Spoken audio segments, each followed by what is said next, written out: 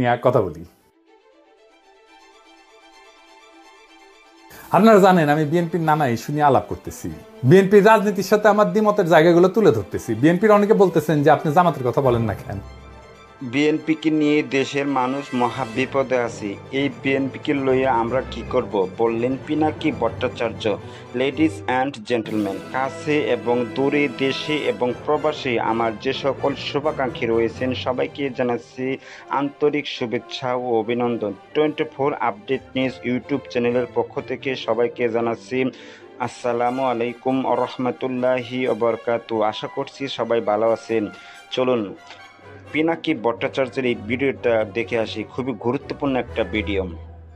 আলাপে যাওয়ার আগে আমি আর একটা জরুরি আলাপ সেরে নিতে চাই। পার্বত্য চট্টগ্রাম নিয়ে আমার আলাপে একটা জিনিস বাদ পড়িছে, এটা বলে রাখা দরকার। যারা আগে দেখেন না ভিডিওটা দেখতে পারেন, এইখানে আমি মোটা দাগে আলোচনা করছি কিভাবে পার্বত্য চট্টগ্রাম সমস্যার সমাধানের পথে আগানি যায়। আসার কথা, আমি পাহাড় এবং সমতল সব জায়গা থেকে অভাবনীয় সাড়া পাইছি। তার মানে সারা দেশের মানুষের কাছে গ্রহণযোগ্য এমন সমাধানও আছে। যে ইস্যুটা বাদ পড়ে গেছিল সেটা নিয়ে আলাপ শুরু করি, তাইলে ভুলে যাই, বয়স হতেছে তো তাই। আসেন আল্লাহ নামে শুরু করি। একটা দেশ একটা অঞ্চল নিয়ে কি রাজনৈতিক অবস্থান নেয় সেটা তার সিদ্ধান্ত থেকে বোঝা যায়, তার আচরণ থেকে বোঝা যায়। যেমন ধরেন কুমিল্লাকে বিভাগ করার দাবিকে হাসিনা প্রকাশ্যেই অস্বীকার করেছিল, কারণ খন্দকার মোস্তাকের বাড়ি কুমিল্লায়। আপা কুমিল্লার নামে, আপা কুমিল্লা নাম দেব না, আমি কুমিল্লা আপা কুমিল্লা না, আপা কুমিল্লার নামে, আপা সারা কুমিল্লার আমি কুমিল্লা নামে দেব না, কারণ তোমার এই কুমিল্লা নামের সাথে মোস্তাকের নাম জড়িত, সেজন্য আমি দেব না। তোমরা যদি রাজি থাকো ওই কুমিল্লা নাম নিলেই তো মোস্তাকের কথা মনে ওঠে। ভাববার পারেন কি ভয়ানক প্রতিহিংসা। পার্বত্য চট্টগ্রাম নিয়ে আমাদের আমলাতন্ত্র, আমাদের প্রশাসন, আমাদের সাধারণ মানুষ ঠিক একই রকম একটা ভাবনা ভাবে। সেটা প্রমাণ হইতেছে পার্বত্য চট্টগ্রাম হইতেছে পানিশমেন্ট ট্রান্সফারের জায়গা। সরকারি কর্মচারীদের পানিশমেন্ট ট্রান্সফার দেওয়া হয়, পার্বত্য চট্টগ্রামে যাওয়া পানিশমেন্ট। এটা আমাদের আমলাদের মেন্টালিটি। হ্যাঁ ঠিক আছে, এলাকার দুর্গম, ম্যালেরিয়া হয়, এখানে বাস করা চ্যালেঞ্জিং সমতল মানুষের জন্য, কিন্তু সমতলের মানুষ তো যায় ওইখানে, তাই না, বাস করতে। তাহলে ওই জায়গায় পোস্টিং কেন পানিশমেন্ট পোস্টিং হবে? ওটা কি বসবাসের অযোগ্য জায়গা? ওখানে যারা থাকে তারা মানুষ না, তারা বাংলাদেশি না? তার মানে দেশের ভূখণ্ডের মধ্যে এমন একটা জায়গা লাগবে যেটা বাস করলে সেটাকে শাস্তি বলে মনে হবে। এটা যদি মাথার পেছনে থাকে তাহলে আপনি কখনোই ওই অঞ্চলের উন্নয়ন বা উন্নতির কোনো পরিকল্পনা নিতে পারবেন না তো, কারণ তো ওইটা তো পানিশমেন্টের জায়গা। ওই জায়গায় তো আপনি লোক পাঠাবেন পানিশমেন্ট দেওয়ার জন্য, শাস্তি দেওয়ার জন্য। ওই জায়গাটাকে তো ভালো করবেন না আপনি। ওই জায়গায় কোনো উন্নয়ন পরিকল্পনা নিতে পারবেন না, কোনো উন্নতির কোনো পরিকল্পনা নিতে পারবেন না। আমি গ্যারান্টি দিয়ে বললাম, লিখে রাখতে পারবেন। আপনি যদি একজন পাহাড়ের বাসিন্দা হন, আপনার কেমন লাগবে বলেন তো? বাদ দেন যে আপনি পাহাড়ের বাসিন্দা, আপনার জন্ম ধরেন পঞ্চগড়, আপনি জন্ম থেকে জানেন এই পঞ্চগড়ে কেউ আসতে চায় না, কারণ কাউকে শাস্তিমূলকভাবে জোর করে পাঠানো হয় বাইরের লোককে। আপনার কেমন লাগবে তখন ভাবেন। অন্যদিক থেকে দেখেন, পার্বত্য চট্টগ্রামে একটা রাজনৈতিক অস্থিরতা আছে, তাই না? সে ঘর পোড়ার মধ্যে আলু পোড়া দিয়ে খাওয়ার জন্য রেডি হয়ে আছে আমাদের বন্ধু রাষ্ট্র ইন্ডিয়া। সেই জায়গায় আপনি একটা দুষ্টু কর্মকর্তারে পাঠাইলেন, আপনার বিবেচনায় দুষ্টু, শাস্তি দেওয়ার জন্য। তো সে কি করবে? সে তো শত্রুর সাথে হাত মিলায় রাষ্ট্রের সাথে শত্রুতা করবে, ঠিক কিনা?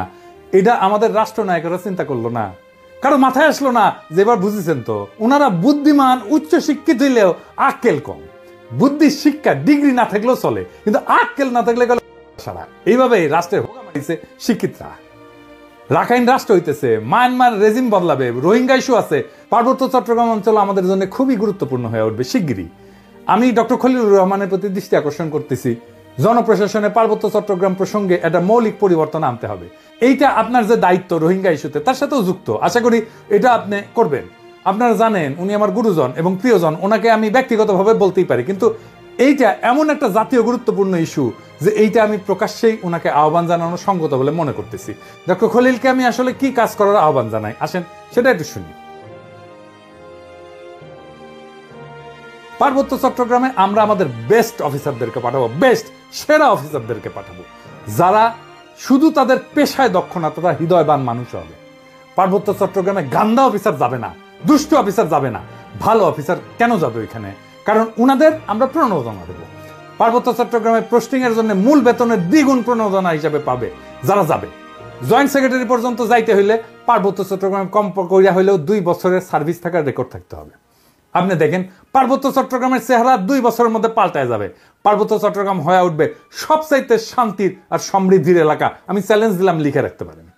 এইবার আসেন আমাদের আসল আলাপ, প্রিয় বিএনপি নিয়ে কথা বলি। আপনারা জানেন আমি বিএনপির নানা ইস্যু নিয়ে আলাপ করতেছি, বিএনপির রাজনীতির সাথে আমার দ্বিমতের জায়গাগুলো তুলে ধরতেছি। বিএনপির অনেকে বলতেছেন যে আপনি জামাতের কথা বলেন না কেন, অনেকে ভাবতেছেন কেন নাকি বিএনপির পিছে লাগলো, ওই যে ওইটার মতো, ওই যে কইছিল না হানিফের পোলা বারবার শুধু আমারই পিছে কেন, এই যে শুনেন আর মানুষ পান নাই, বারবার শুধু আমার উপরেই, বারবার শুধু আমার উপরেই কেন কেন। দেখেন ভাই, আমি বিএনপির পিছনে লাগি নাই, বিএনপি আমার শত্রু না। আমি আমার মতো একটা বিএনপি দেখতে চাই, সেটা থেকে বিএনপি দূরে সরে যাইতেছে। আপনার বন্ধু যদি আপনার থেকে দূরে সরে যায়, আপনি তো বন্ধুকে সতর্ক করবেন কিনা, সেটা আমার দায়িত্ব কিনা বলেন। তা আপনারা চিন্তা করে দেখেন, আওয়ামী লীগ যখন ক্ষমতায়, আমার তো আওয়ামী লীগ করাটাই সবচেয়ে স্বাভাবিক ছিল, তাই না? আমার অ্যাডভান্টেজও ছিল, তো নানা অ্যাডভান্টেজ ছিল। আমি আওয়ামী লীগের যা যা ক্ষতি করছি দল হিসাবে, আমারে তার নিজের দলে নেওয়ার দরকার নেই, আমারে খালি থামাই চুপ করে রাখতে পারলে তাদের অনেক লাভ হইতো, ঠিক কিনা বলেন? ঠিক একইভাবে আমার তো এখন বিএনপি সমালোচনা না করে সাপোর্ট করে গেলে খুবই ভালো হইতো, আমার জন্য ব্যক্তিগতভাবে ভালো হইতো, তাই না? শীর্ষ নেতার সাথে আমি খুবই ভালো ব্যক্তিগত সম্পর্ক আছে, এখনো আছে। খালেদা জিয়া আমার স্নেহ করেন, বিএনপির একটা বিশাল কর্মী বাহিনী, আমার পাঠক দর্শক অনেকে আমাকে পছন্দ করেন। অপছন্দ যদি একজন করে না তা না, কিন্তু অনেকে আমাকে পছন্দ করে। কিন্তু তাই বলে তো আমি আমার দেশের গণমানুষের স্বার্থকে উপেক্ষা করতে পারি না। আজ যে বিএনপি দেখি, সেই বিএনপি তো আমরা চাই না। এই বিএনপির পাশে যারা ছিল, কেন তারা নাই সেটা জিজ্ঞেস করেন, নিজের আত্ম অনুসন্ধান করে। আচ্ছা বলেন তো বিএনপি নেতারা, আপনারা কি জানেন আপনাদের কর্মীরা কি করতেছে? আপনি কি বিএনপির কর্মীদের কোনো পলিটিক্যাল কাজে এনগেজ করতেছেন? বাংলাদেশের রাজনৈতিক সংস্কৃতি না বদলাইলে তো বিপদ। আপনাদের রাজনৈতিক কর্মসূচি কি? মাঝে মাঝে কর্মীদের নিয়ে মিটিং করা, মিছিল করা, কালে ভদ্রে জনসভা করা, নিয়মিত টকশোতে যাওয়া, ফেসবুক গুতানো, আর দলের বিরুদ্ধে কেউ কিছু করলে দল বেঁধে ঝাঁপে পড়া। এই তো বেশিরভাগের কাছে রাজনীতি করাটা পেশা। এখান থেকে টাকা পয়সা ধান্দা সবকিছু করা যায়। যাই হোক, আর না আগাই আর কি, অনেকের কাবুর ধরে টান দিয়ে ফেলবো। রাজনীতি আর উপার্জনের ধান্দা দুইটা জিনিস এক না। আমি আর এটা নিয়ে কথা কইতে চাই না। যাই হোক, আজকে অন্তত কথা কইব না। রাজনৈতিক দলের আশেপাশে দুর্বৃত্তরা দল বাঁধে মাছির মতো, সেই জন্যই ভালো মানুষেরা আশেপাশে যায় না। এই যে দেখেন, মঞ্চে জিয়ার ছবি দিয়া, খালেদা জিয়ার ছবি দিয়া, এমনকি তারেক রহমানের ছবি দিয়া নর্তকী দেখতেছে। দেখেন, দেখেছেন উঠি কি কেউ নাই যে কবে ভাইজান নর্তকী নিয়ে আইসা নিবার তো নাও, সাংস্কৃতিক অনুষ্ঠান করো, তোমার মতো করে করো। রাজনৈতিক দলের নেতার ছবি টাঙায় কে? আমার নেতার ছবি টাঙায় কে? জিয়ার ছবি টাঙায় কে? দেখবেন কোনো উত্তর নাই। কর্মীদের দোষ দেই কেন? খোদ তারেক রহমানের সভায় বিএনপির শীর্ষ নেতাদের উপস্থিতিতে ওখানে তো নর্তকী আনতে পারেন না, কিন্তু ওই নর্তকীর মতো একজন আনছে রোবায়েত ফেরদৌস, জিয়া বন্দনা করিচ্ছে। দেখেন 1975 সালের বাকশালে 4টি পত্রিকা রেখে সমস্ত পত্রিকাকে বন্ধ করা হয়েছিল, গণমাধ্যমের কণ্ঠরোধ করা হয়েছিল। শুনলে অবাক হবেন, সেই সময়কার সাংবাদিকতা ইতিহাস পড়ে আমি দেখেছি সাংবাদিকরা মুদি দোকান দিচ্ছে, তারা হচ্ছে ভ্যানে দোকান দিয়ে তাদের জীবন জীবিকা। হাজার হাজার সাংবাদিক বেকার হয়ে গেছে। এই যে সাংবাদিকতা পেশার যে ডিগনিটি, তাদের যে মত প্রকাশ ভাব প্রকাশ স্বাধীনতা, এটা ফেরত নিয়ে আসছেন কে? একজন সামরিক শাসনের লোক হয়ে, সামরিক ব্যারাক থেকে এসে শহীদ প্রেসিডেন্ট জিয়াউর রহমান কিন্তু এই যে বহুদলীয় গণতন্ত্রের কথা আমরা বলি, বহু সংবাদপত্রের কথা বলি, বহু মতের কথা বলি, সেটা কিন্তু তিনি আমাদের জন্য নিশ্চিত করেছেন। বিএনপি পর্যন্ত শেষ, বিএনপি বিরোধী থাকার পরে যে নির্বাচন যেটা হয়েছে, সেই নির্বাচনটুকু যা হয়েছে ফাইন। এখানে খুব বেশি কারচুপি জালের কোনো সুযোগ ছিল না। এগুলো আমার কাছে খুব গুরুত্বপূর্ণ। আমি যতটুকু দেখেছি ভোট যা হয়েছে মোটামুটি ভালোই হয়েছে। ওই আওয়ামী লীগের সঙ্গে স্বতন্ত্র প্রার্থীদের প্রতিদ্বন্দ্বীদের ভোট যা হয়েছে সেটা মোটামুটি ভালো ভোটই হয়েছে। আমি দু একটা আসন আমার নিজের এলাকায় দেখেছি ঘাম বেরিয়ে গেছে, আওয়ামী লীগের যে প্রার্থী তার বেরিয়ে যেতে প্রচন্ড ঘাম বেরিয়ে গেছে। এই রোবায়েত ফেরদৌসের জিয়া বন্দনা, এটা তো ওই নর্তকীর গোয়া নাচানোর চাইতে অশ্লীল। রোবায়েত ফেরদৌস বিএনপি ক্ষমতা আসলে সার্ভিস দেবে বিএনপির, তাতে কোনো সন্দেহ নাই। হ্যাঁ, কিন্তু বিএনপির কেন এরকম একজন লুম্পেন ইন্টেলেকচুয়ালকে মঞ্চে জায়গা দিতে হয়? এইখানেই সংকটটা, বুঝছাও? আবার দেখেন, এই যে মোয়াজ্জেম হোসেন আলাল অত্যন্ত শ্রদ্ধাভাজন রাজনৈতিক ব্যক্তিত্ব, আমি অত্যন্ত পছন্দ করি উনাকে। উনি কইতেছেন জয় বাংলা আওয়ামী লীগের স্লোগান না, মুক্তিযোদ্ধাদের স্লোগান। তার মানে বিএনপি জয় বাংলা স্লোগান দিবে মুক্তিযুদ্ধের নামে। তাছাড়া জয় বাংলা স্লোগানকে ডিফেন্ড করতে আসে কেন আলাল ভাই? বলেন তো, উনি তো ছোটখাটো নেতা না। এইবার দেখেন ওই যে ফজলুর রহমান ওর মারিছিলাম ঝাড়িয়ে দিছিলাম না, ওই মালটা কলে থামেনি, বুঝেছেন? আসেন ফজলুর রহমানকে দেখে খালেদা জিয়ার উপদেষ্টা ফজলুর রহমান ওয়াজের বিরুদ্ধে বক্তব্য দিতেছে, শুনেন। কোন দেশে এইভাবে মাইক লাগায় সারা রাত শুধু রাজনৈতিক বক্তৃতা হয় যার নাম কয় ইসলাম? এটা তো একটা ওয়ারান দেশ পাইছে, যা ইচ্ছা তা বলতেছে মৌলানা মৌলবীরা, এবং হেলিকপ্টারে যাইতেছে, গাড়িতে যাইতেছে, লাখ লাখ টাকা নিতেছে। এটা তো একটা ব্যবসা বাণিজ্যের ব্যাপার। এবং এরা তো দুনিয়ার সমস্ত কালচার শেষ করে, বাঙালির যে কালচার, শিক্ষা, সংস্কৃতি, নাটক, যাত্রা, গান, বাউল, মাজার সব শেষ করে দিতেছে তারা। কি চায় তারা এই দেশে? কিছু থাকবে না, সমস্ত বাগানে। তার কণ্ঠে তো সেই নাস্তিকদের প্রতিধ্বনি, তার কণ্ঠে তো সেই বামেদের প্রতিধ্বনি, সেই ফেরাউন নমরুদের প্রতিধ্বনি। এইসব হইতেছে কি চারিদিকে? কি হইতেছে দেখে মনে হইতেছে না যে আওয়ামী লীগ আমলে যা যা শুনতেন, যা যা শুনতেছিলেন, এখন বিএনপি সেটাই করিচ্ছে।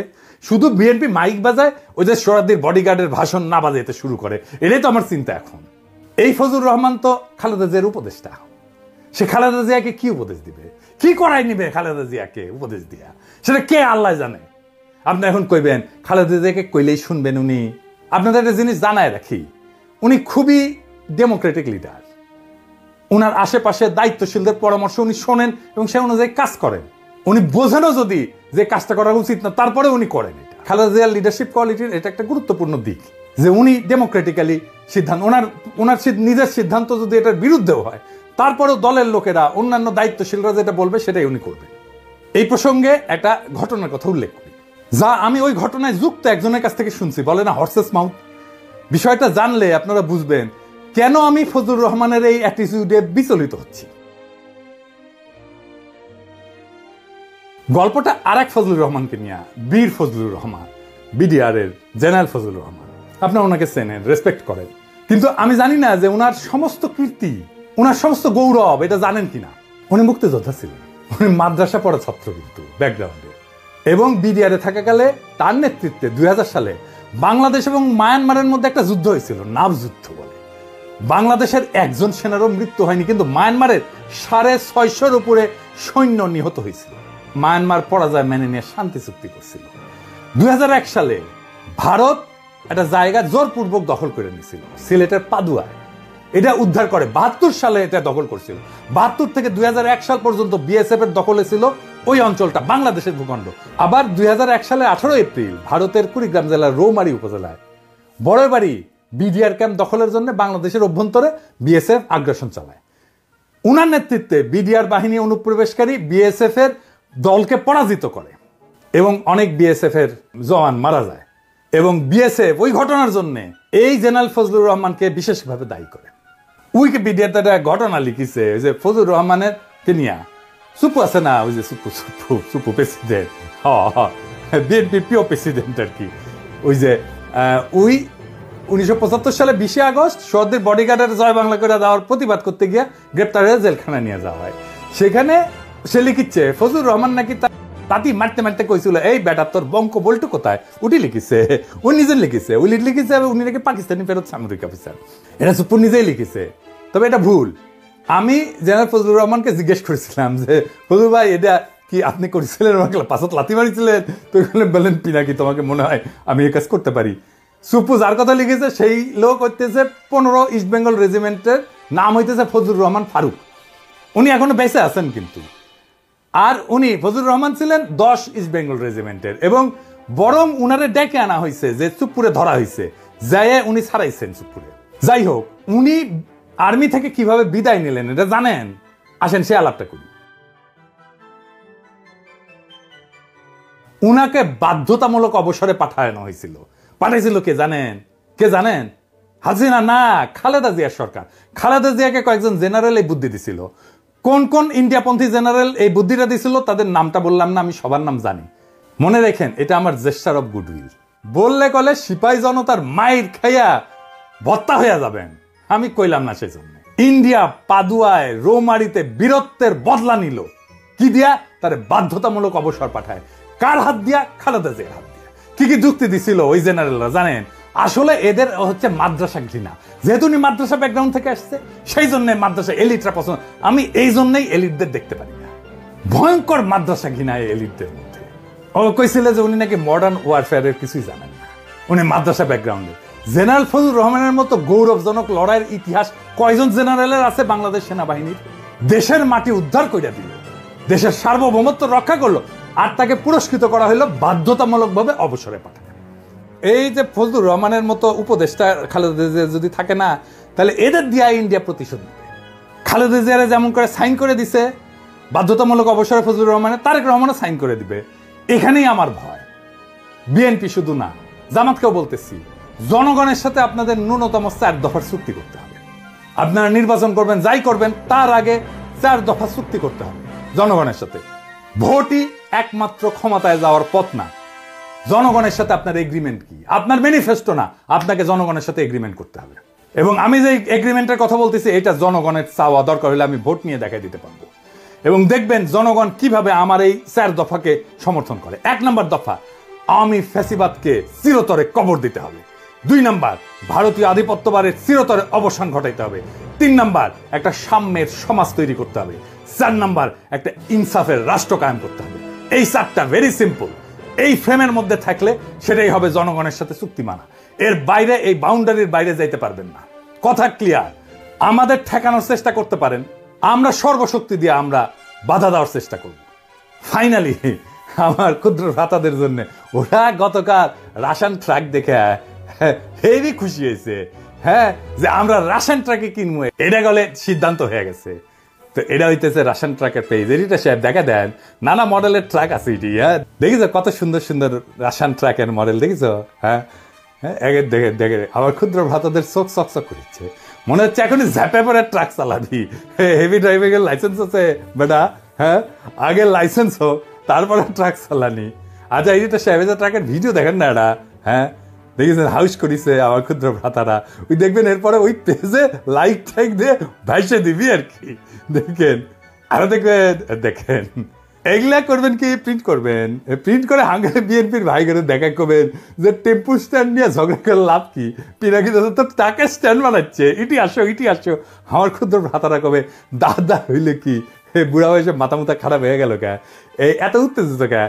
ওই যে বিএনপির মঞ্চ আর এই রাশন ট্রাক দুইটাই বেচছে আসলে, কিন্তু দুইটার গুণগত তফাৎ আছে। রাজনীতিও ইনকা ওর সাথে টেম্পু স্ট্যান্ডই আসবে, ওটাই কালচার। ট্রাক চালাবার পারবে না। আগামী সম্মানিত দর্শক শ্রোতা, এতক্ষণ যে ভিডিওটা দেখলেন, আশা করছি আপনাদের এই ভিডিওটা সম্পূর্ণ ভালো লেগেছে। আপনাদেরকে বিশেষভাবে অনুরোধ থাকলো যে এই ভিডিওটা দেখার পর লাইক এবং কমেন্টস শেয়ার করবেন। ততক্ষণে ভালো থাকবেন। আল্লাহ হাফেজ।